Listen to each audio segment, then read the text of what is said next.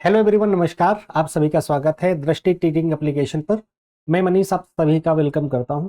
दोस्तों, आज हम लोग बात करेंगे सीयूईटी एग्ज़ाम 2024 का जो हुआ था उस पेपर को एनालिसिस करेंगे यूजी एग्ज़ाम के पर्सपेक्टिव में। डोमेन सब्जेक्ट आपका है सोशियोलॉजी। तो इसमें हम लोग डायरेक्ट क्वेश्चन पर आते हैं कि जो क्वेश्चन आपसे पूछे गए थे उन क्वेश्चन को हम लोग डिटेल में डिस्कस करेंगे और उनकी एनालिसिस कंप्लीटली करने का कोशिश करेंगे।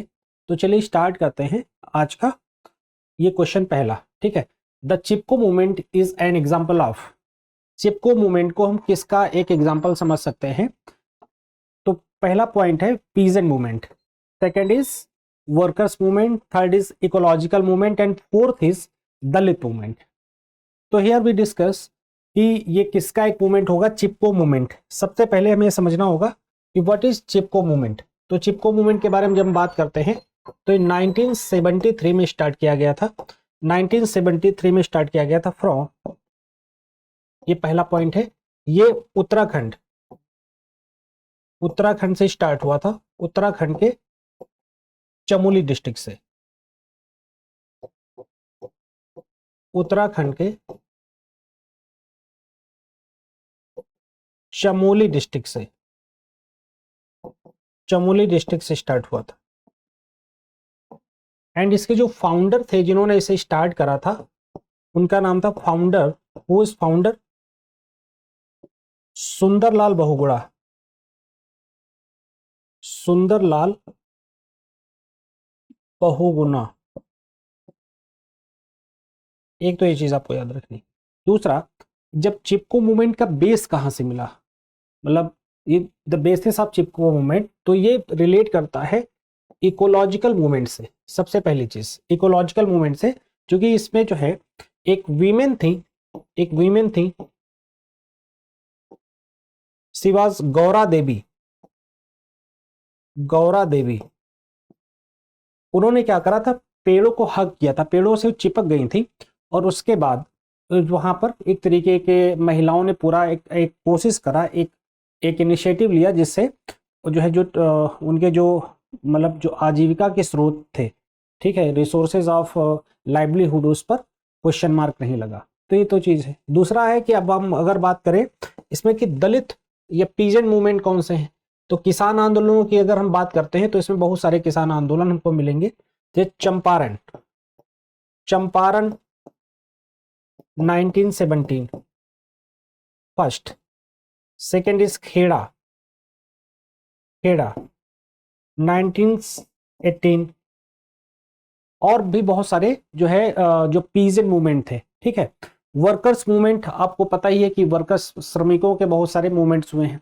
देन दलित मूवमेंट्स में अगर आप बात करोगे तो एक एसएनडीपी मूवमेंट हुआ था, SNDP movement. And also Ambedkar, Ambedkar ने बहुत सारा प्रयास करा था दलित के लिए। एसएनडीपी मूवमेंट किसने स्टार्ट करा था? मिस्टर पेरियार ने। वो स्टार्टेड, मिस्टर पेरियार ने इसे स्टार्ट किया था। ठीक है, तो यहां पर आपको ये क्वेश्चन मिल जाता है। फिर सेकंड है the match the following individuals which they are the contribution of to India maids. तो एक तरफ है इंडिविजुअल्स की लिस्ट दी गई हुई है, सेकंड है कंट्रीब्यूटर्स दिए हुए हैं कि उनके साथ हमें यहां पर मैच करना है। तो राजा राममोहन राय, राजा राममोहन राय ने वो स्टार्टेड। तो ऑप्शन सेकंड है फरदोनजी मुर्जबान, सेकंड है ईश्वर चंद्र विद्यासागर एंड जवाहरलाल नेहरू आल्सो। ठीक है, तो हमें इसके बारे में समझना है कि इसका क्या आंसर होने वाला है। ठीक है, तो first is Raja Rammohan Roy started the संवाद कौमुदी। संवाद कौमुदी स्टार्टेड बाय राजा राममोहन राय। इन्हें बोला जाता था फादर ऑफ मॉडर्न इंडिया, आधुनिक भारत के अग्रदूत। ठीक है, मॉडर्न मैन तमाम नाम से जाना जाता था। इन्होंने किस इंस्टीट्यूशन को बनाया था आपको कमेंट करके बताना है, पहली चीज। ठीक है, तो पहले का फोर्थ हो गया, पहले का फोर्थ हमारे दो ऑप्शंस में मैच करता है। बट सेकंड इज, ठीक है, फिर फरदोन जी जो है मुर्जबान, इन्होंने क्या स्टार्ट किया था? इन्होंने बॉम्बे समाचार स्टार्ट किया था। तो बी का फर्स्ट हो गया और फिर ईश्वर चंद्र विद्यासागर, आप सभी लोग जानते ही हो ईश्वर चंद्र विद्यासागर वाज स्टार्टेड सोम प्रकाश, ठीक है। और इन्होंने किसके लिए, विडो रिमैरिज के लिए बहुत काम करा था, विडो रिमैरिज के लिए, विडो रिमैरिज के लिए बहुत काम करा था, ठीक है। And Jawaharlal Nehru encourage the media act as the watchdog of democracy, कि जो मीडिया है वो एक तरीके से वॉचडॉग के रूप में होना चाहिए, ठीक है। आपको बताना है कि किसने कहा था, who said media is the fourth pillar of democracy, किसने कहा था कि मीडिया लोकतंत्र का चौथा स्तंभ है। तो एडमंड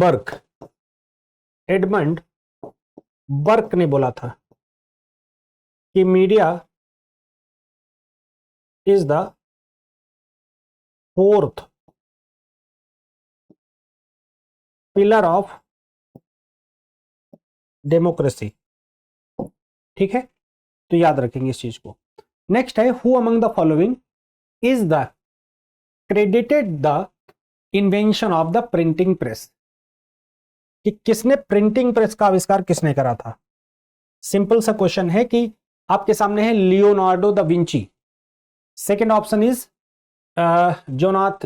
जोहान गुटेनबर्ग, सेकेंड है Galileo Galilei and the Isaac Newton, ठीक है। तो ये आपके सामने सारे ऑप्शंस हैं। तो लियोनार्डो द विंची, इनको आर्ट एंड साइंस के लिए जाना जाता है,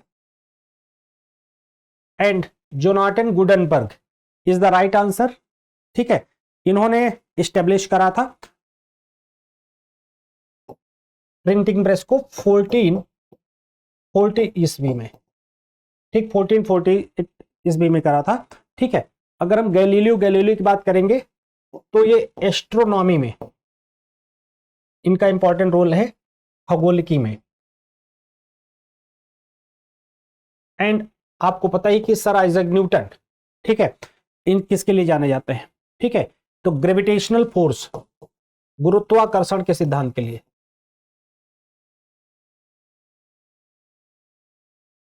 ग्रेविटेशनल फोर्स के लिए जाने जाते हैं, ठीक। तो answer is B, correct. Next question is, in South Bihar the locals have a common resentiment against the migrant traders and the money lenders. What are the migrant groups known as? उनको हम क्या बोलेंगे, ठीक है। नकारताज बोलेंगे, आदिवासीज बोलेंगे, या ओराओज बोलेंगे, या दिकूज बोलेंगे, क्या उनके लिए ये वर्ड यूज किया जाएगा। तो वर्ड यूज दिकूज। आपको एक चीज और बता देते हैं, झारखंड मूवमेंट के दौरान, जब झारखंड मूवमेंट चल रहा था, तो आदिवासियों ने, आदिवासीज जो थे, आदिवासीज, उन्होंने अंग्रेजों के लिए यह वर्ड यूज किया था दिकू, अंग्रेजों के लिए भी उन्होंने ये वर्ड यूज किया था दिकूज, ठीक है। तो ये आपका आंसर हो गया दिकूज, ठीक है। अकॉर्डिंग टू, क्वेश्चन नंबर 5 पर आ गए। According to the theories, the social movement, social conflict arises when as a social group feels that is the worse of that than other around it.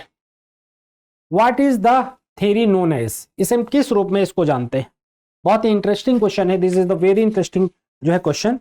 इसको हम किस रूप में जानते हैं, इसको कभी भी सोशल मूवमेंट कब अराइज होते हैं, जब लोग रिलेटिवली डिप्रिवेशन फील करते हैं, ठीक है। Relatively deprivation is the right answer, ठीक है। Relative deprivation concept given by स्टाउफर,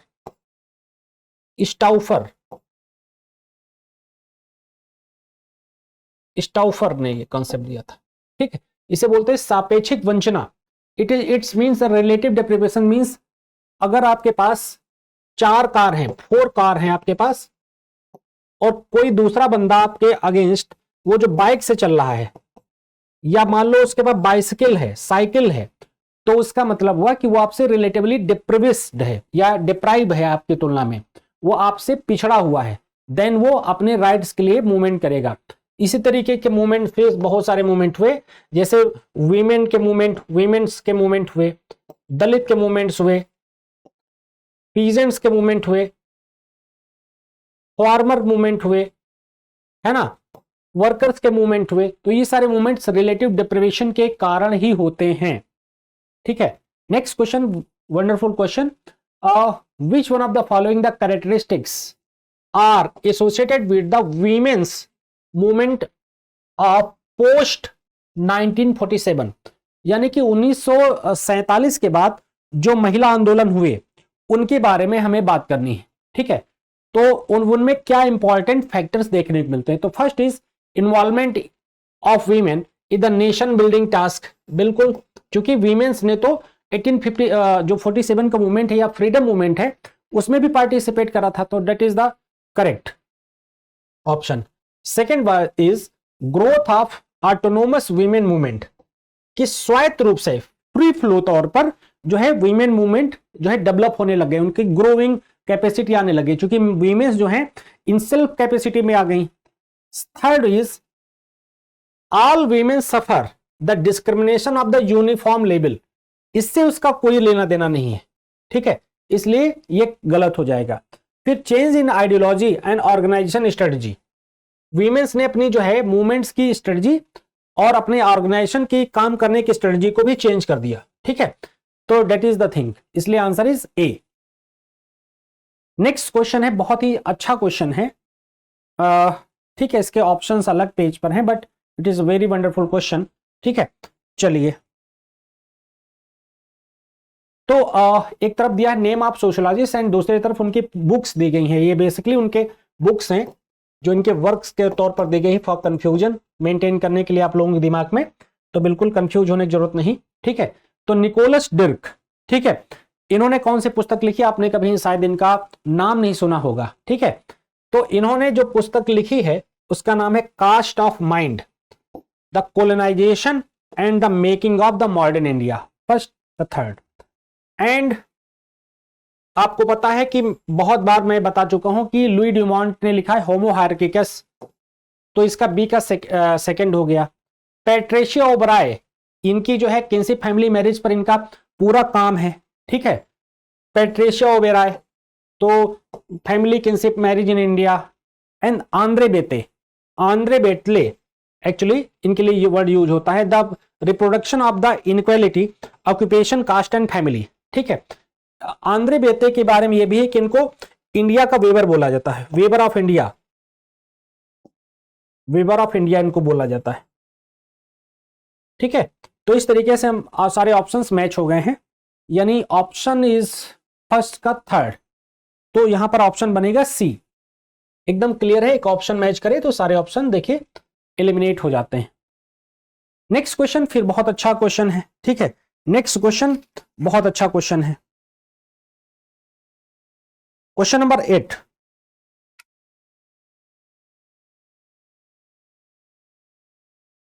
तो यहां पर दिया है फर्टिलिटी रेट, एक तरफ दिया गया match the following the concepts list 1 to which there appreciate the description list, यानी कि एक पहली लिस्ट को दूसरी लिस्ट से मिलाना है, ये सब भारी भरकम सबसे डरना नहीं है। तो एक तरफ अवधारणाएं दी गई है, दूसरी तरफ फर्टिलिटी रेट, फर्टिलिटी रेट, दूसरी तरफ डेफिनेशन दी गई कि उसकी क्या डेफिनेशन होगी। तो इसका मतलब होता है जन्म दर। ठीक है, तो इसका मतलब होता है number of the live birth as per 1000 women in the child bearing age group. ठीक है, कि प्रति 1000 पर कितना महिलाएं बच्चों को जन्म दी है। ठीक है, तो फर्स्ट का फर्स्ट मैच करेगा। ठीक है, सेकंड है total fertility rate, the total number of live birth that A hypothetical women would have during her entire productive year. ठीक है, कि यानी कि एक महिला की जो प्रजनन काल है, जो रिप्रोडक्टिव पूरा सिनेरियो है, यानी कि अगर उसकी एज की बात करें 18 से लगभग 40 साल या 45 साल तक की एज में, उसके बारे में बात कर रहा है कि कितनी बच्चों को वो जन्म दे सकती है। फिर आ गया infant mortality rate. Infant mortality rate का मतलब होता है जो तत्काल शिशु मृत्यु दर होती है। ठीक है, तो इसको the total number of the women who died in the child birth as per 1000 lives, नहीं, the number of the death of the babies before the age of the 1 year, अगर कोई 1 साल से पहले मर जाता तो उससे इन्फेंट मोर्टेलिटी रेट में रखा जाता है, शिशु मृत्यु दर में रखा जाता है। तो ये next is maternal mortality rate. इसका मतलब होता है कि अगर कोई महिला जो बच्चों को जन्म देने के समय उसके डेथ हो जाती है तो उसको इस कैटेगरी में रखा जाता है। तो इंडिया में ये काफी हाई है, आई थिंक 20 to 23 है पर 1000 के हिसाब से, और चाइल्ड डेथ रेट भी काफी हाई है। ठीक है, तो इस तरीके से जो इसका ऑप्शन बनेगा, option is third, C is the right answer. Next question is the statement, बहुत अच्छा क्वेश्चन है। द चेंजेस, द स्टेटमेंट है the changes of the brought about Indian society and the culture as a result of 150 year of British rule, the term subsuming the change of the occurring of the different level dash technology institution ideology and values refers to the process of filling the blanks, the correct answer the option given below। इसको क्या बोला जाता है? तो देख, this concept given by M N. Srinivas. सबसे पहले तो आपको याद रखना है कि एम.एन. श्रीनिवास ने कंसेप्ट दिया है फर्स्ट इज, और एम.एन. श्रीनिवास ने एक्चुअली ये जो कंसेप्ट है, इसमें ये जो कंसेप्ट अगर 150 सालों का कभी ऑप्शन हो तो आप आंख बंद करके आप लोग एम.एन. श्रीनिवास लगा देंगे। ठीक है, एम.एन. श्रीनिवास ने बहुत सारे कंसेप्ट दिए हैं, जैसे वोट बैंक, ठीक है, डिफ्यूजन प्रसार या फैलाव का सिद्धांत दिया, स्प्रेड, ठीक है, का कंसेप्ट उन्होंने दिया, स्प्रेड का, एंड उन्होंने वेस्टर्नाइजेशन का तो कंसेप्ट दिया ही है, संस्कृताइजेशन का कंसेप्ट दिया है, उन्होंने मॉडर्नाइजेशन का कंसेप्ट दिया है, ठीक है, उन्होंने वेस्टर्नाइजेशन का कंसेप्ट दिया है। ठीक है, तो उन्होंने इस तरीके से उन्होंने डोमिनेंट कास्ट का कंसेप्ट दिया है, डोमिनेंट कास्ट का कंसेप्ट दिया है। तो इस तरह से बहुत सारे कंसेप्ट एम.एन. श्रीनिवास ने दिए हैं। ठीक, next question is the wonderful question, Begum Rokeya Shekhawat books Sultana dreams. अब आपको ये याद रहना चाहिए कि सबसे पहले तो चीज ये है कि आपको किन्होंने ये पुस्तक क्यों लिखी। ठीक है, तो यहां पर ये इसमें बोला गया we find the following except where are the men, पुरुष कहां हैं, where they ought to be we shut our men indoors just as we are kept in the zenanas, we do these lines described। इसको हम किस तरीके से describe करके बताएंगे? तो the double standard impose by male dominated society, ठीक है, नहीं, ये रिलेट नहीं करता है। Second is the comparison of work done by men and women a male dominated society, not related. फिर reversal role of gender, this is the right answer. ये reversal role of gender के बारे में यहां पर बोला जा रहा है। द चैलेंजेस ऑफ पैट्रियार्की तो बिल्कुल नहीं, क्योंकि patriarchy is also maintained in our society, तो ये भी बनी हुई है। अगला है, for which of the following the social reasons is the city preferred over village. ठीक है, बहुत इंटरेस्टिंग क्वेश्चन है, बहुत ही इंटरेस्टिंग क्वेश्चन है। ठीक है,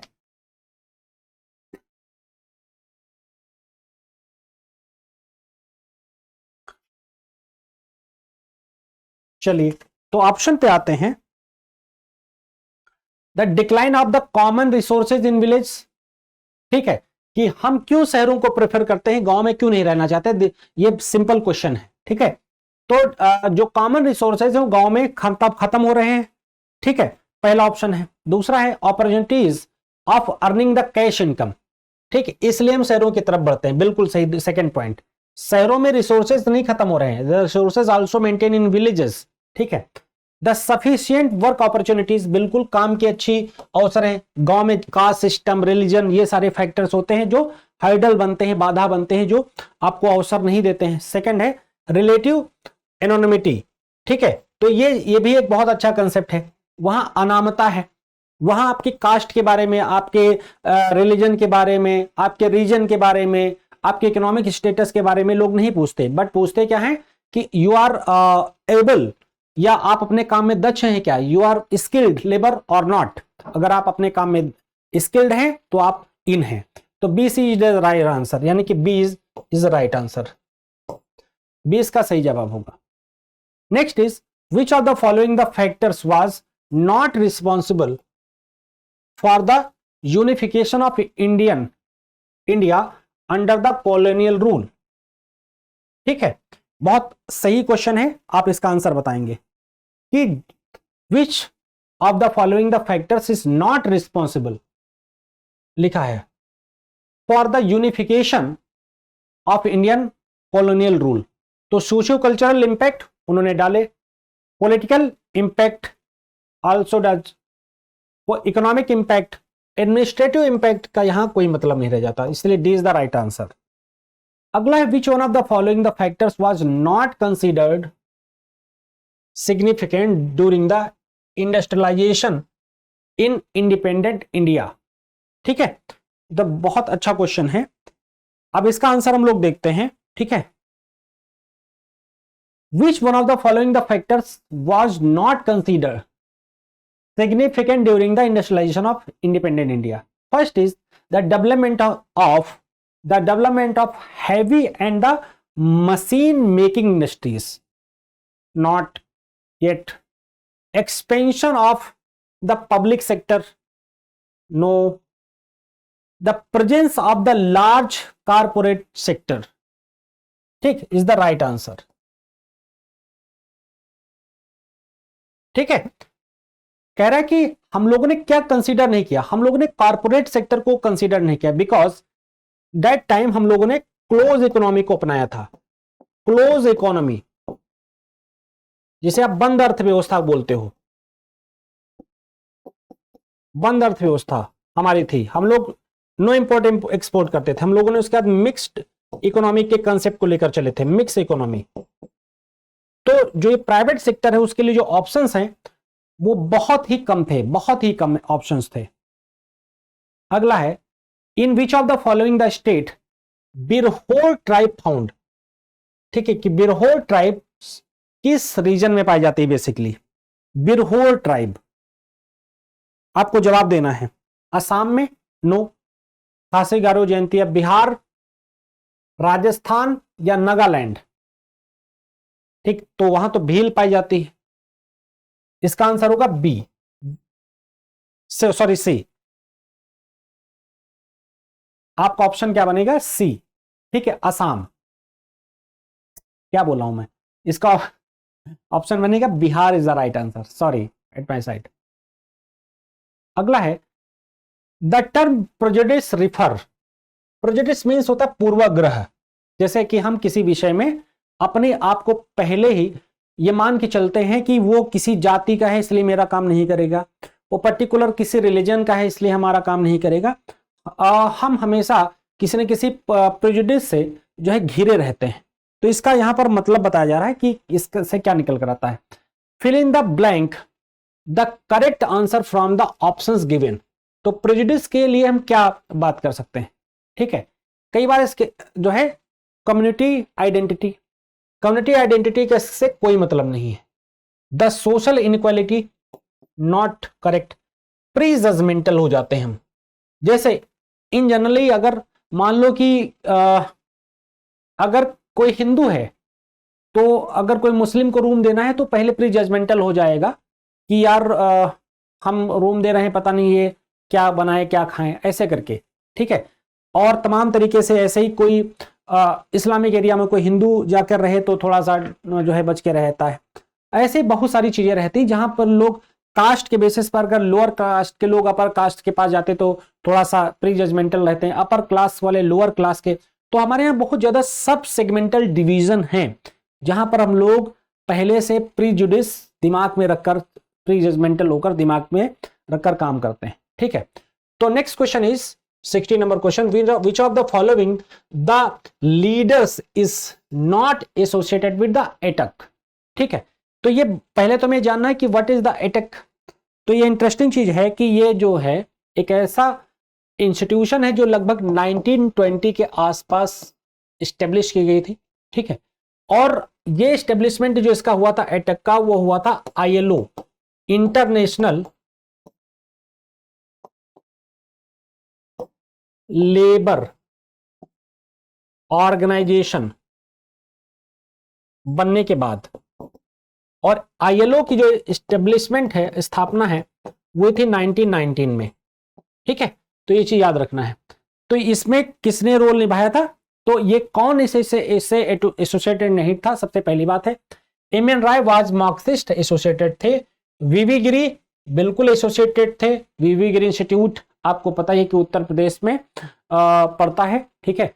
and the Dange is also associated. Jayaprakash Narayan was not associated. Jayaprakash Narayan, ठीक है, ने क्या करा था, टोटल रिवोल्यूशन की बात करी थी, संपूर्ण क्रांति, टोटल रिवोल्यूशन यानी कि संपूर्ण क्रांति की बात करी थी। बिहार से आते थे और इन्होंने जनता सरकार बनाई थी, जनता सरकार। इन्होंने एक नारा भी दिया था, सिंहासन खाली करो कि जनता आती है। इंदिरा गांधी की इमरजेंसी के खिलाफ सबसे बड़े लीडर्स में से एक थे ये। फिर अब हम एक बड़े क्वेश्चन पर जा रहे हैं जो कि बहुत ही इंटरेस्टिंग क्वेश्चन होने वाला है, तो होपफुली आपको इसमें बहुत मजा आएगा। चूंकि ये स्टेटमेंट बेस्ड क्वेश्चन होते हैं, मैं यहां पर पहले एक बात बहुत ही आपको क्लियर कर देना चाहता हूं कि जब भी पैसेज बेस्ड आप क्वेश्चन पढ़ेंगे, इसकी सबसे इंपॉर्टेंट फीलिंग आपको ये रखनी है, ये खास कैरेक्टरिस्टिक्स होती है कि जैसे कोई स्टेटमेंट है, उसमें मान लो कि डवरी को बहुत अच्छा दिखाया गया है, मर्डर को मान लो बहुत अच्छा, मतलब किसी बुरी चीज को जिस फॉर्म में प्रेजेंट किया गया है, अच्छी चीज को जिस फॉर्म में प्रेजेंट किया गया है, उस स्टोरी लाइन में अपना प्रेजुडिस हमें नहीं पालना है। हमें अपने किसी पूर्वाग्रह से उसको जोड़कर नहीं देखना है। हमें एज इट इज, जैसा वो है वैसा ही लेना है उसको, ठीक है। तो ये चीज आप हमेशा किसी भी पैसेज को सॉल्व करते वक्त याद रखेंगे, ठीक है। तो कह रहा है कि read the gives passage carefully and answer the next 5 questions. इससे रिलेटेड जो नीचे 5 क्वेश्चंस होंगे उनका आंसर देना है, ठीक। और इन्हीं में इनका आंसर भी है।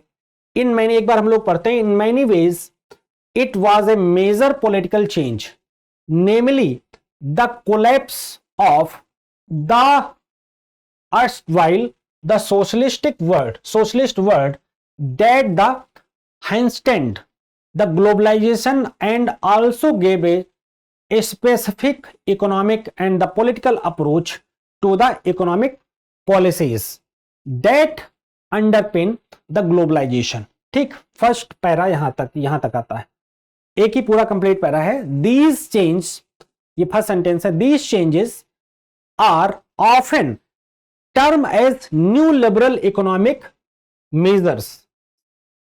Second point, we have already seen what concrete steps to the liberalization policy took in India. Broadly, these policies reflect a political vision of free enterprise which believes that a free reason to market forces will be both efficient and fair.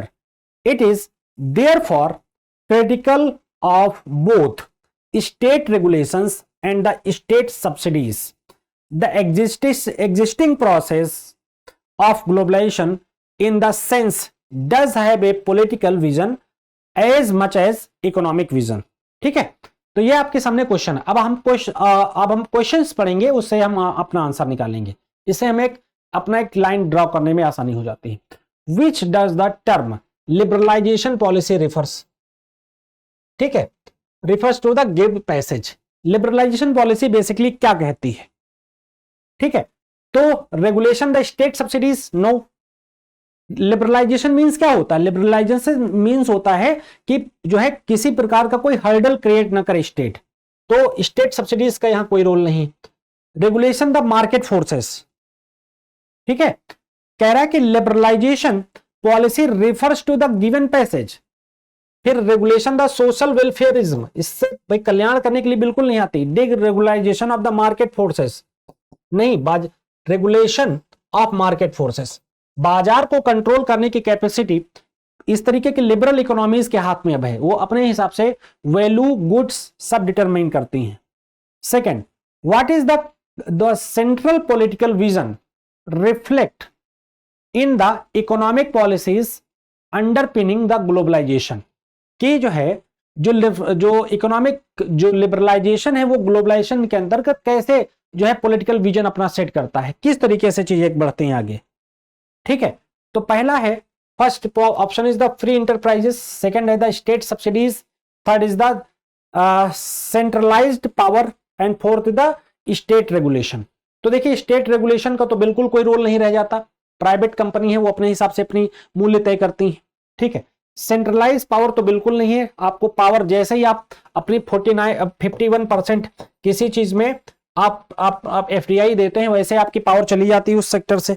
फिर next है state subsidies का तो कोई role ही नहीं है, तो free enterprises पर ज्यादा दिया जाता है। जैसे आजकल लोग बोलते हैं ना कि मोदी जी सब कुछ बेचे डाले हैं, एक्चुअली वो प्राइवेटाइजेशन है, वो उस सेगमेंट में जाकर काम करता है जहां फ्री इंटरप्राइजेस ज्यादा अपने जजमेंट लेते हैं, अपनी चीजें करते हैं। फिर नेक्स्ट है what is the economic measures the accompanied the collapse of the socialistic world and the advent of globalisation. बड़ा अच्छा क्वेश्चन है, क्वेश्चन नंबर 19। तो यहां पर क्या बोला जा रहा है कि कंजर्वेटिव मेजर्स ग्लोबलाइजेशन में लिए जाएंगे, नहीं।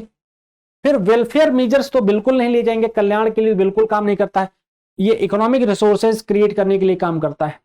फिर न्यू लिबरल मेजर्स इसके लिए काम करेगा। न्यू लिबरल का मतलब है नव उदारवादी जो है तौर तरीके अपनाए जाएंगे कि कितना ज्यादा से ज्यादा बाजार को या मार्केट को हम लिबरल कर सकते हैं, उदार कर सकते हैं। जितना मार्केट को लिबरल कर सकते हैं उतना ही ज्यादा उससे कंपटीशन बढ़ेगा, स्टेट को टैक्सेस मिलेंगे, सरकार को टैक्सेस मिलेंगे, लोगों को प्रतिस्पर्धा होगा, कंपटीशन होगा तो थोड़ा सस्ती चीजें मिल सकती हैं, अवेलेबिलिटी बढ़ जाएगी, बट उनके प्रॉफिट्स भी अच्छे बढ़ेंगे। ठीक है, अगला है what major political changes in the highlighted in passage. क्या जो है पॉलिटिकल चेंजेस हाईलाइट किए गए हैं इस पूरे पैसेज में। ठीक है, तो अच्छा क्वेश्चन है, the collapse of welfare state, the collapse of the capitalistic state, the collapse of the socialistic state and the collapse of the trade protectionism. ठीक, तो जाहिर सी बात है कि अब जो ये लिबरलाइज इकोनॉमी का मतलब ही है कि एक तरीके का कैपिटलिज्म, तो सोशलिस्टिक स्टेट का कोई कंसेप्ट नहीं रहेगा जहां पर पूरे तरीके से प्राइवेट प्रॉपर्टी पर फोकस होगा, निजी संपत्ति पर, जिसे बोलते हैं प्राइवेट प्रॉपर्टी पर फोकस है, निजी संपत्ति पर फोकस है, प्रॉफिट पर फोकस है, सेंट्रलाइजेशन पर फोकस है। ठीक है, बट वहां पर सोशलिस्टिक इकोनॉमी बनाने पर फोकस नहीं है। फिर question number 21, according to the passage which of the political vision behind the globalisation. जो ग्लोबलाइजेशन है उसके पीछे पॉलिटिकल विजन क्या है। देखिए ग्लोबलाइजेशन है, इट मींस पूरी जो ग्लोबल वर्ल्ड है, द वर्ल्ड इज फ्लैट, कह सकते हो कि पूरी दुनिया गोल है, सारी चीजें आप दुनिया के किसी भी देश की कोई भी चीज आप खरीदने के लिए स्वतंत्र हैं और आपको उसी समानता भी मिलती है उसको पहनने वगैरह की, है ना। लेकिन इसके पीछे पॉलिटिकल विजन क्या है। ठीक है, तो पॉलिटिकल विजन क्या है, द सपोर्ट स्टेट रेगुलेशंस, बिल्कुल नहीं, स्टेट रेगुलेशन को बिल्कुल सपोर्ट नहीं करा, बल्कि स्टेट से तो सारी पावर छीन लिया जा रहा है कि बिजनेस हम करेंगे, आप सिर्फ एडमिनिस्ट्रेशन का काम करो। Second is the it is the critical of the state regulation. ठीक है, it is the advocates of the socialistic state, नहीं, advocates of the state subsidies, नहीं। क्या कर रहा है कि the critical of state regulation, it is the critical of state regulation, कि राज्य को स्टेट रेगुलेशन तक ही सीमित रखा जाएगा, वो राज्य के और इससे ज्यादा कोई पावर्स नहीं हो रह पाएंगे। चलिए नेक्स्ट पैसेज पर आते हैं। Read the given passage carefully and the answer next 5 questions. तो ऑलरेडी फिर 5 क्वेश्चंस हम लोग बात करेंगे। ठीक है, चलिए बहुत ही अच्छे क्वेश्चन है। इसमें क्या कहा जा रहा है कि माई grandfather like most Nagas who had come into the close contact with the Europeans, was convinced that the education was the only way to get ahead in life. He aspired for his children the the kinds of life he had seen being lived by the British administration and missionaries। ठीक, जो control करने की बात थी, जो conversion of Hinduism या ईसाइयत में जो कन्वर्जन की बात है। ठीक है, he sent my mother away to school first the neighbouring Assam, then as far as Shimla. My mother was encouraged by one of the more educated men in her village, who told her that with an education in these new times she could even become like a Indian lady who spoke before the world। विजय लक्ष्मी पंडित, ठीक, इन्होंने बहुत ज्यादा focus करा था। who represented India as a India at the UN, United Nations की बात हो रही। My father boy did not of his on intelligence and the hard work put himself through the local mission schools and the colleges in Shillong. All Nagas of my parents generations who were able to choose get educated in English, for them it was more than gateway to upward mobility, ऊपर की तरफ बढ़ने का एक मौका। It was region where the tribes that lives no more 20 kilometers apart speak the completely different languages. It was a medium through which they could communicate amongst themselves and with the world. They become the voice of their people and the made English of the official state language। ठीक, तो ये पूरी एक story line है जो आपने भी पढ़ी। अब इससे related question, which of the following the main reason, which is the following the main reason for the opening new opportunities for the people of north east. किस वजह से नॉर्थ ईस्ट में एक नए तरीके की अपॉर्चुनिटीज के बारे में बात की जा रही है। ठीक है, किस तरीके से बात की जा रही है, तो वहां पर क्या देने की बात हो रही पूरे तरीके से, वहां पर बात हो रही पूरे तरीके से अर्बनाइजेशन करने की नहीं, संस्कृताइजेशन करने की नहीं, मॉडर्नाइजेशन करने की नहीं। अगर आप वेस्टर्न एजुकेशन करोगे तो आपकी अपवर्ड मोबिलिटी हो जाएगी, नीचे से आप ऊपर की तरफ बढ़ जाओगे, ट्राइब से आप सिविक बन जाओगे, सिविक सेंस आ जाएगा, इस तरीके की बात की जा रही है। Second is the according to the passage which one of the following is the gateway towards mobility. ठीक है, किस बात से आपको मोबिलिटी मिलेगी। ठीक है, तो जो है जो गेटवे है वो आपका क्या है, education. Education is the gateway. Politics, cultural change, social change, ये कुछ नहीं होगा, आपका एजुकेशनल जो है डेवलपमेंट होगा।